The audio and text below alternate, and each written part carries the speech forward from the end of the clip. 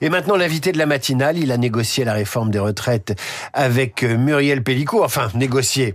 Il a mis en place la retraite à point et puis finalement, elle n'a pas été appliquée. Et puis ensuite, il a fondé Quintet Conseil pour éviter la censure. Le nouvel gouvernement doit-il lâcher du lest et suspendre ou amender la réforme qui a suivi? On en parle immédiatement avec Antoine Fouché.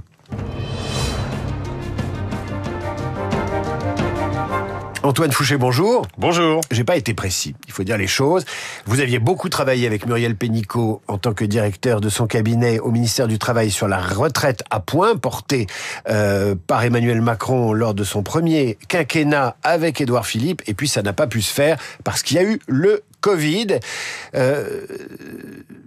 Commençons par la composition de ce gouvernement. Une réaction de votre part, qui connaissait bien les rouages gouvernementaux, la façon dont on attire les talents dans une équipe gouvernementale, et puis aussi les cadres qui vont composer les cabinets. Qu'en pensez-vous ? Je pense que Guillaume Tabar avait l'expression juste il y a 3 minutes quand il disait que la composition du gouvernement n'avait absolument aucune importance et aucune incidence sur sa capacité de survie, parce que effectivement ce qui s'est passé, et ce à quoi on n'est quand même pas habitué, et donc on a du mal à s'habituer dans notre pays, c'est que le vrai pouvoir, là, il est au Parlement. Il est plus à l'Élysée, il est plus à Matignon, il est au Parlement. Donc ce qui va compter, c'est la capacité des partis, et là, de façon déterminante, celle du Parti Socialiste, à rentrer dans une logique de non-censure ou à rester sur des positions, peut-être en vue des municipales ou des présidentielles de l'année prochaine, beaucoup plus fermes. Et donc, vous pouvez mettre n'importe quelle personne à n'importe quel ministère, de toute façon, pardon, c'est un peu désobligeant de le dire comme ça, mais c'est complètement secondaire, parce que ce qui va jouer, c'est la position du Parti Socialiste et des LR qui forment les deux bords du socle commun sur cette question des retraites, et rien d'autre. Jean-Pierre Farandou, l'ancien patron de la SNCF, c'est quand même tout un symbole. C'est pas neutre de le faire venir au gouvernement. C'est au ministère du Travail, que vous connaissez. Oui, alors c'est très ambivalent en fait, Jean-Pierre Farandou, parce que d'un côté, c'est un homme qui est réputé pour sa capacité de dialogue, qui est issu de la méritocratie du travail, qui a commencé tout en bas de la SNCF, et qui est réputé proche de ses troupes, et donc c'est exactement ça dont on a besoin. D'un autre côté, comme le Guillaume Tabar le rappelait aussi dans sa chronique, c'est quelqu'un qui a, l'année dernière, négocié un accord qui exonère en grande partie la SNCF de la réforme des retraites. Et ça, c'est exactement ce dont on n'a pas besoin. C'était juste avant les Jeux Olympiques. C'était juste avant les Jeux Olympiques, donc on peut dire que oui, la France pouvait pas se permettre d'avoir une grève SNCF. Oui, mais in fine, quand même, à la fin, notre pays, ce dont il souffre, c'est du déni démographique par rapport aux retraites et du refus individuel ou catégoriel de faire l'effort, de contribuer à l'effort collectif pour travailler davantage, pour qu'on arrête de s'enfoncer dans la vase. Et de ce point de vue-là, l'accord SNCF, c'est le pur contre-exemple contre l'intérêt général. Et donc de mettre la personne qui a signé cet accord-là au ministère du Travail, c'est aussi ambivalent en disant mais comment on va remonter la France, comment on va contribuer à son redressement si on continue dans le déni de réalité. Ça veut dire que mettre Jean-Pierre Farandou, ancien patron de la SNCF, au ministère du Travail, c'est un signal envoyé au PS, devenu parti charnière, si je vous ai bien compris. C'est un signal envoyé au PS qu'on va lâcher l'affaire. En tout cas, si on fait sur le régime général ce qui a été fait à la SNCF, il n'y a plus de réforme des retraites. Donc de ce point de vue-là, on peut l'interpréter comme vous le dites. Reste à voir, parce que vraiment, je pense que la question de la discussion, elle sera encore une fois.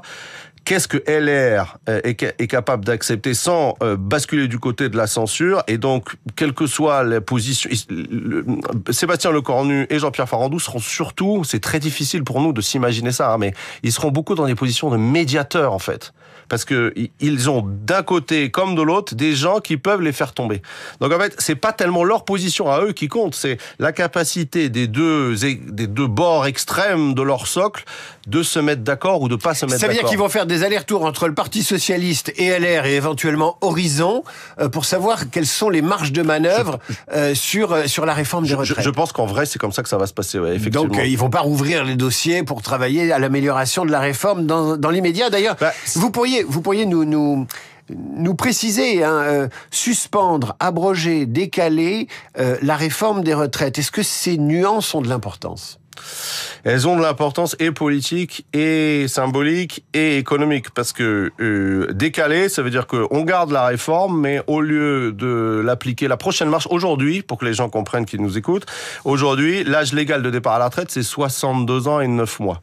Ça doit monter à 64 ans. La prochaine marche, qui nous fait passer à 63 ans, elle est prévue au début 2027. On pourrait la reporter à l'après-présidentielle de façon à ce qu'on puisse dire, écoutez, il n'y a plus aucune augmentation de l'âge légal d'ici les élections, c'est les élections qui trancheront. Ça coûte 3 milliards en 2027, mais ensuite, comme on reprend la marche, c'est un effet de quelques milliards chaque année, mais pas plus. La suspension, ça veut dire que on reste à l'âge légal de 62 ans et 9 mois. Alors, on en reste là, ça arrête d'augmenter, présidentiel ou pas. Et puis l'abrogation, ça veut dire carrément qu'on revient à 62 ans. Donc vous voyez, à chaque fois, les conséquences politiques, financières, etc. sont pas du tout les mêmes. Avec sanction des marchés. Avec sanction des marchés. De toute façon, dans tous les cas, même le décalage, je pense qu'il y aura une sanction.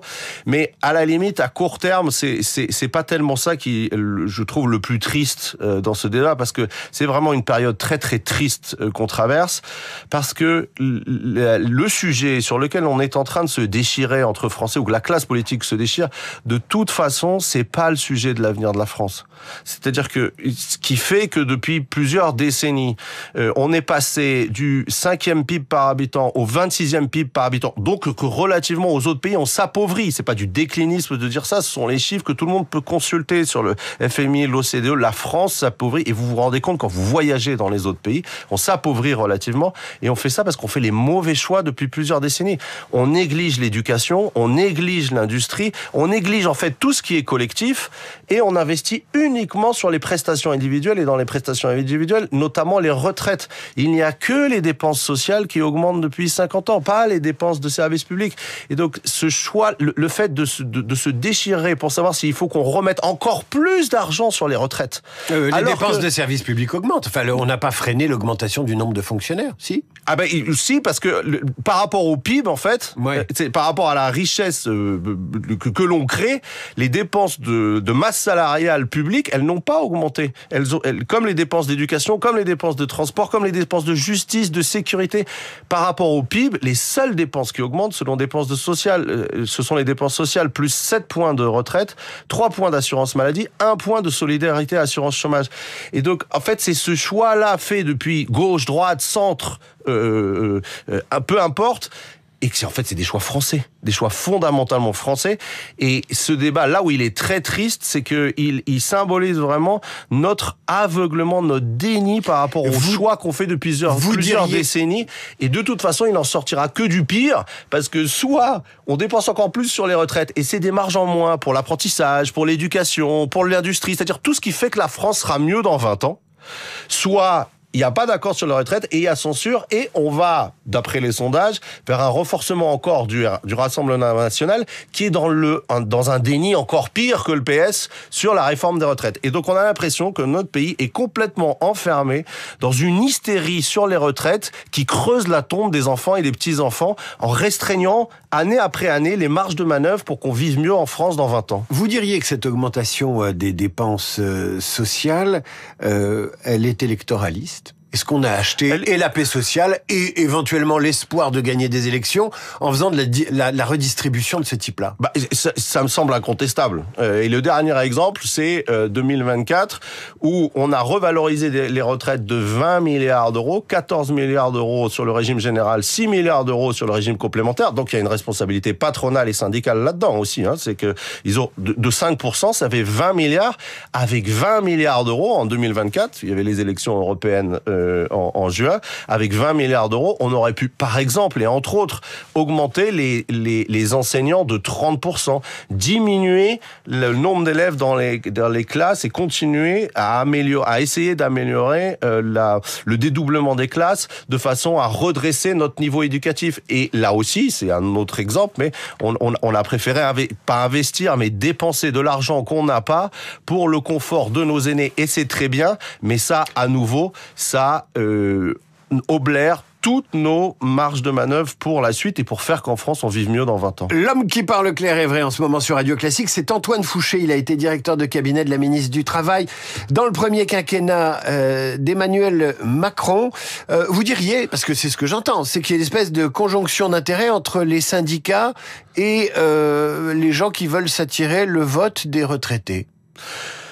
Oui, alors après, c'est un peu dur de le dire comme ça, parce que quand même, la réforme de 2023 sur les retraites, elle a quand même été assez dure. La preuve, on est encore en train d'en discuter, et le gouvernement et les syndicats n'étaient pas sur la même position, ça a échappé à personne. Mais ce qu'il y a de terrible, c'est qu'on n'arrive pas, dans le temps, à contenir la dépense des retraites. On fait la réforme des retraites en 2023, et 6 mois après, on lâche 20 milliards d'euros de plus sur la revalorisation des pensions. Et là, on est en 2025 et les syndicats n'organisent pas des manifestations pour une meilleure éducation. Ils organisent pas ils organisent un peu sur le pouvoir d'achat, mais ils ne disent pas comment baisser les charges sur le travail de façon à ce que les salariés vivent mieux. Le moteur, le principal moteur, et on le voit dans les chiffres aussi des manifestations qui rassemblent sur les retraites, le principal moteur, c'est cette passion française triste pour la retraite. Et donc, oui, il y a une forme de conjonction politique, syndicale, mais qui vient de nous, Français, encore une fois. C'est-à-dire, c'est notre pays, sur les 50 millions quand même, il faut avoir les chiffres en tête, sur les 50 millions d'adultes en France qui ne sont pas étudiants, il y a 28 millions de gens qui travaillent, 18 millions de retraités, 2,5 millions de personnes qui sont aux minima sociaux et 1,5 million de personnes qui sont au chômage indemnisé. Et donc vous avez en ordre de grandeur, dans les adultes en France, 1 personne sur 2 qui ne vit pas de son propre travail. Et donc c'est ça qui, par rapport aux autres pays, nous tire vers le bas, nous tire dans la vase. Et si on n'a pas cette lucidité de se dire, il va falloir qu'on travaille plus longtemps. Et pour qu'on travaille plus longtemps, il faut que le travail paye plus. Il faut que le travail redevienne la principale source d'enrichissement. Ce qu'il n'est plus aujourd'hui, puisque c'est plus la rente et l'héritage. Si on ne remet pas le travail au cœur de notre contrat social, on va encore une fois continuer à s'appauvrir collectivement, qu'on soit pauvre ou riche. La seule façon de le faire, Antoine Fouché, très vite, c'est une nouvelle élection présidentielle. On ne peut pas réformer le pays en dehors de l'élection présidentielle. En tout cas, je pense que si on n'y arrive pas cette fois-ci, il va falloir retourner aux urnes. Alors, retourner aux urnes, c'est soit la dissolution, soit l'élection présidentielle, soit le référendum. Il y a quand même les 3 possibilités. Et oui, il faut mettre le pays... Moi, je pense que le mieux, c'est le référendum. Alors, soit avant les élections présidentielles, c'est quand même très compliqué parce que Emmanuel Macron a une telle impopularité s'il fait un référendum, on va lui montrer le chemin de la sortie. Ou alors, il faut absolument que ce soit pas lui. Il se contente simplement de poser la question, mais il ne prend pas parti. Je pense que c'est très difficile de lui demander ça. Et donc oui, malheureusement, on va sans doute encore attendre. S'il n'y a pas de démission anticipée, on va sans doute encore attendre pendant 1 an et demi avant de pouvoir s'attaquer aux vrais problèmes du pays et commencer à sortir un tout petit peu la tête de l'eau. Antoine Fouché, on vous a proposé quelque chose de revenir au gouvernement, de faire de la politique? C'est pas des choses auxquelles je réponds à l'antenne, je suis désolé.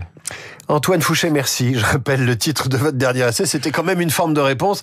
Sortir du travail qui ne paie plus, aux éditions de l'Aube. Merci à vous. À suivre le rappel des titres, Charles Bonner et la revue de presse d'Hervé Gattegno. Et nos esprits libres aujourd'hui, nos esprits libres, il est tout seul, c'est Luc Ferry, Radio Classique.